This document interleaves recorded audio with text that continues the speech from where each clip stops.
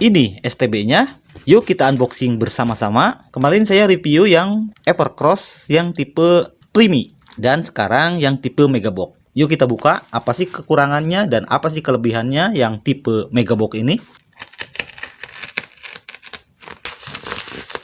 Ada perbedaan di corak warna di kemasannya ya. Jadi ini ada warna kuningnya untuk Megabox. Untuk harga sih tidak terlalu beda jauh ya.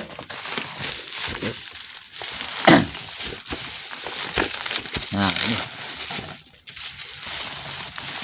ini disingkirkan dulu. Nah, ini yang tipe Megabox.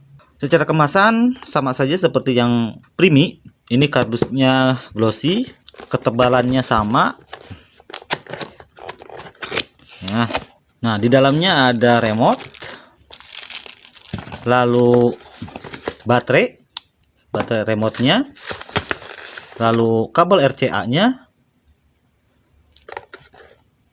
Ini kabel RCA-nya lumayan bagus juga ya. Lalu STB-nya. Oke, sebelum itu kita lihat dulu di tampilan luarnya. Lalu ada kartu garansi. Oh, ini buku panduan. Lalu apalagi? Kartu garansi ya.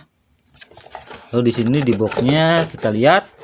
Nah, di sini sudah bagus ya, karena memang ada EWS-nya, yaitu Early Warning System, sistem pendeteksi dini bencana. Jadi jika ada bencana, maka STB ini akan memberitahu berupa alarm, berbunyi alarm bahwa akan terjadi bencana atau di wilayah tertentu ada bencana alam. Dan sistem ini akan bekerja jika STB kita terkoneksikan dengan kartu daya listrik ya. Jadi kalau dicabut itu tidak akan berbunyi alarmnya. Jadi kalau STB kita dalam kondisi standby, ini akan berbunyi jika ada bencana alam.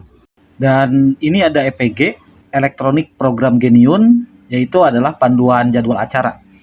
Adalah menu yang ditampilkan oleh penyedia stasiun televisi, di mana kita akan menampilkan jadwal program secara detail.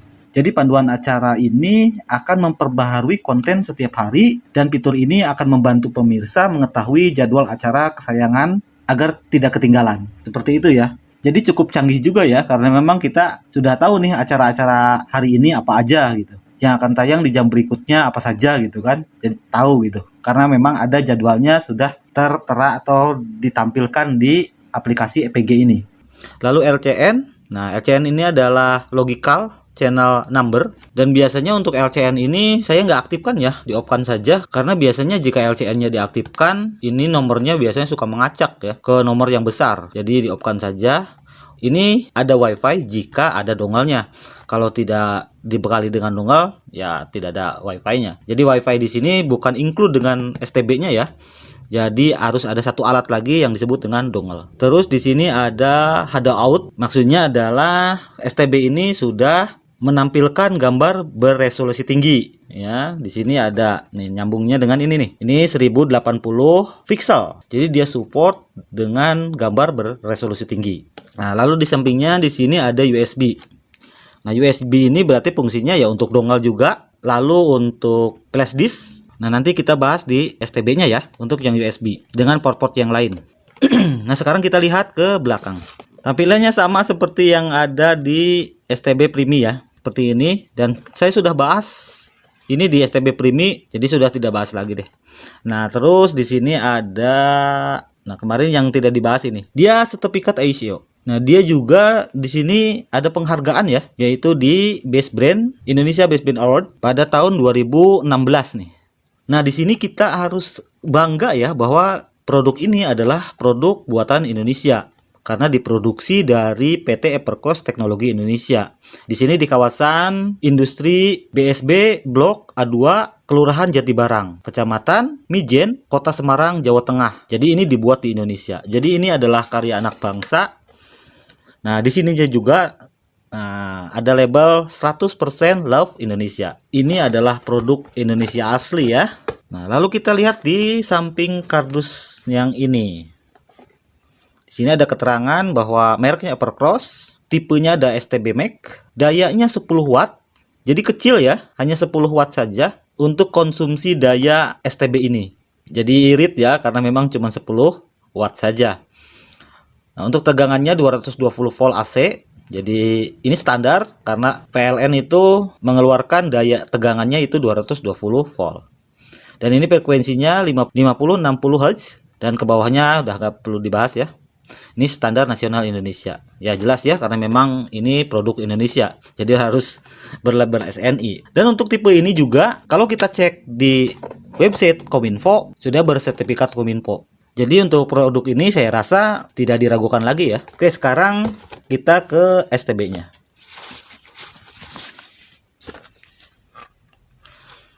Untuk STB-nya coba casingnya.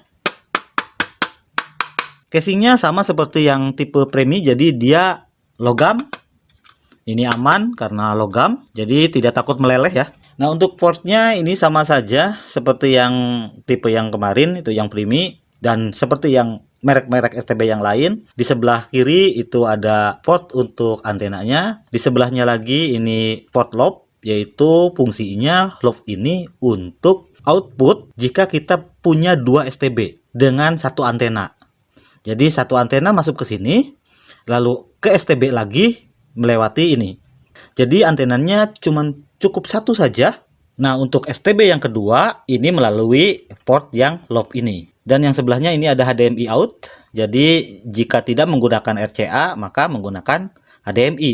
Kalau menggunakan HDMI ya menggunakan RCA gitu. Jadi ini output sama dua-duanya ini output juga. Kalau TV tabung pasti menggunakan RCA. Karena untuk HDMI portnya di TV tabung tidak ada. Tapi kalau sudah menggunakan TV LCD biasanya untuk HDMI-nya ada. Jadi tinggal beli saja kabel HDMI-nya lalu dikoneksikan ke TV LCD-nya, ada portnya ya. Nah untuk kabel HDMI-nya seperti ini. Jadi ujungnya HDMI itu HDMI ya. Nah ini kabel HDMI portnya, ujungnya HDMI, lalu ujungnya juga HDMI lagi. Jadi HDMI itu HDMI karena nantinya nah ini ke HDMI yang ada di set top box lalu ke HDMI yang ada di TV kawan-kawan. Jadi nanti settingannya ke AP lalu pilih yang HDMI. Nah jika menggunakan kabel RCA yang seperti ini, nah ini harus sesuaikan ya dengan warnanya, karena yang kuning ini untuk video, lalu yang merah dan yang putih ini adalah untuk audio kanan dan audio kiri ya. Jadi speaker kan suka ada dua tuh, jadi ada RL itu. Nah seperti ini, lalu RCA ujungnya ini berarti ke TV. Biasanya TV tabung ini menggunakan yang RCA. Oke, selanjutnya kita bahas yang di depan ya, yang ini. Nah ini ada perbedaan, yaitu coraknya agak seperti ini ya. Untuk yang premi tidak. Lalu ada tombol powernya di sini, tombol MI, USB. Nih, ini juga untuk channel, untuk perpindahan channel. Tombol ini berfungsi jika remote-nya tidak ada, remote-nya rusak atau remote-nya hilang. Jadi tombol ini sebagai gantinya ya. Walaupun memang agak ribet juga harus ke depan untuk memindahkan channel, untuk membesarkan dan mengecilkan suara gitu kan. Jadi kalau tanpa remote ya ribet lah, nggak simple gitu. Nggak sambil tiduran gitu kan untuk memindahkan channelnya gitu. Nah ini berarti untuk memindahkan channel ini CH plus, CH min, dan V ini adalah volume min dan volume plus. Jadi untuk membesarkan dan mengecilkan volume. Dan ini oke. Ini tombol setuju jika kita men-setting di tombol menu ya. Jadi kan ada banyak menu. Nantinya di dalamnya itu untuk mengarah ke fitur berarti harus setuju dulu, jadi ditekan oke dulu gitu, baru ke fitur berikutnya gitu ya. Nah ini untuk USB ini dibekali dengan satu USB, lubang USB-nya cuma satu ya. Jadi jika kita mau pasang dongle dengan mengoneksikan USB seperti flash disk ini tidak bisa, jadi harus gantian ya, colokan dongle ya sudah dongle saja. Untuk flash disk kan seperti ini ya. Nah ini flash disk USB-nya. Nah, kita tinggal koneksikan saja seperti ini.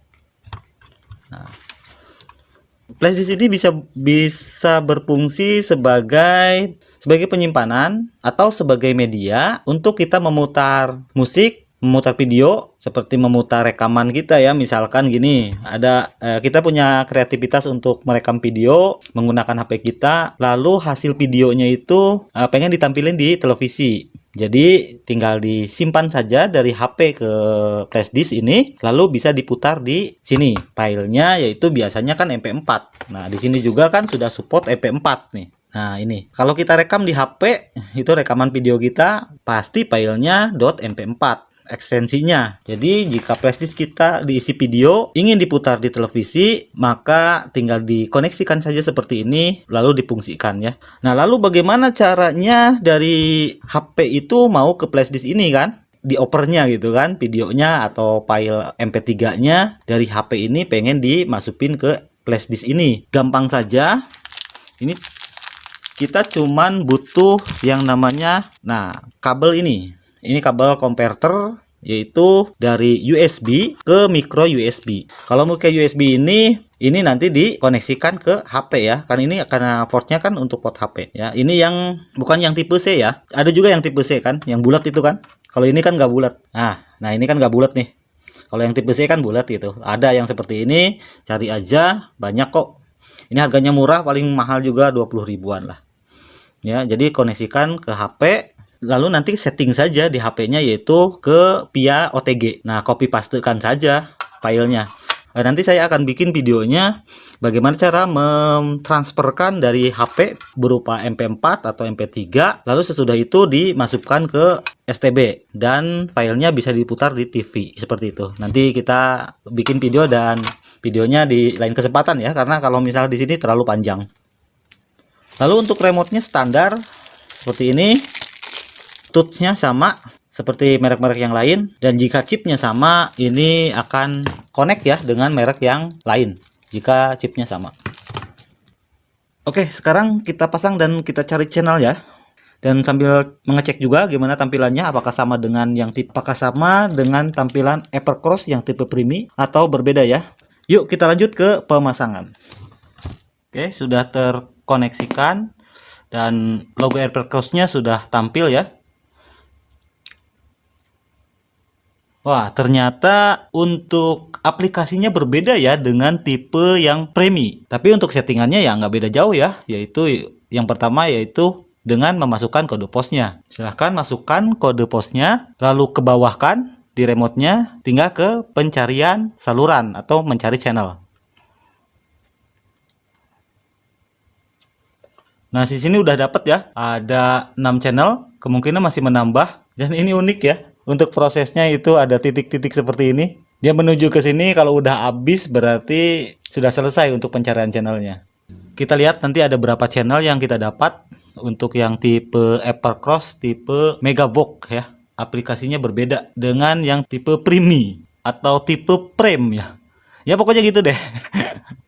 Kita dapat ada sementara 40 channel ya, tapi masih mencari.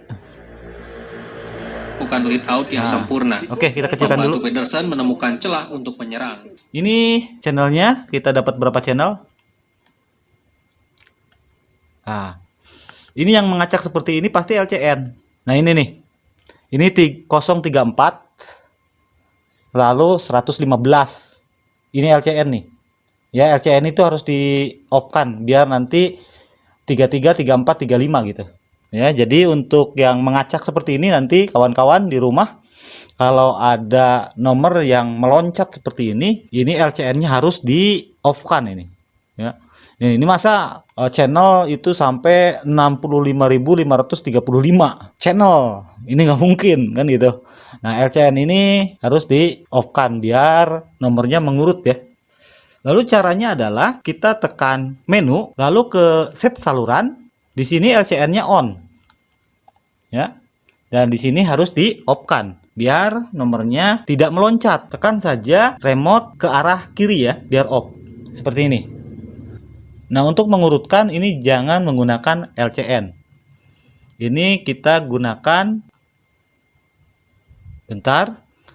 Nah ini dengan ID layak. Ya, lalu di exit. Kita lihat channelnya. Nah, seperti ini. Nomor 1, nomor 2, nomor 3, terus lalu terus. Nah, di sini akan mengurut sampai dengan nomor paling akhir. Nah, di sini berarti ada 40 channel seperti ini ya. Jika untuk mengurutkan nomor biar tidak meloncat, itu LCN harus di-off-kan, lalu dengan menggunakan ID layar. Pokoknya yang ada ID-nya gitu. Agar nomornya tidak meloncat. Untuk di video berikutnya, memilih channel favorit agar di nomor yang kecil. Ya, seperti misalkan nomor 1 itu pengennya SCTP. Lalu nomor 2 itu RCTI dan seterusnya seperti itu ya. Biar nanti orang tua kita memindahkan channelnya tidak terlalu kesulitan. Hanya hanya menggunakan remote saja. Jadi nomor 1 nanti kan SCTP gitu, nomor 2 RCTI gitu kan. Tinggal tekan saja nomor yang ada di remote-nya. Orang tua kan lebih mudah seperti itu ya. Untuk tampilan oke ya, karena memang TV digital kan sudah Full HD. Pasti untuk tampilannya ya, jadi untuk semua merek TV digital ya pasti resolusinya tinggi. Nah, sekarang saya mau coba di-off-kan dalam kondisi standby. Sekarang ada subscriber saya yang mengatakan bahwa tipe Evercross itu panas pada waktu standby. Saya mau coba untuk tipe yang Megabox ini. Evercross yang tipe Primi itu pada waktu di standby kan yang tipe itu hangat. Nah, tidak tahu kalau yang tipe Megabox ya, apakah hangat atau tidak. Nanti videonya kita skip saja.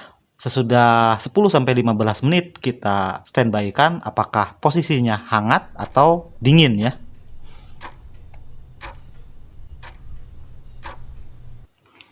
Oke, ini ada perbedaan ya. Untuk yang tipe Megabox ini di standby kan selama 15 menit ini dingin. Jadi untuk tipe yang Evercross Megabox ini saya rasa ini lebih oke ya. Nah, kalau untuk yang on, posisi on, saya on kan seperti ini. Yang ada di remote-nya kita nyalakan. Nah, ini akan berubah seperti ini ya. Kalau posisinya on, kalau tadi kan jam akan berubah seperti ini, C038 artinya adalah channel di nomor 38. Nah, ini posisi on. Kalau hangat seperti ini wajar karena elektronik jika pada posisi dipakai ya pasti hangat ya. Kalau pada posisi standby itu hangat. Sebetulnya sih kalau normal-normal aja ya tidak terlalu panas sih, masih bisa ada toleransi ya.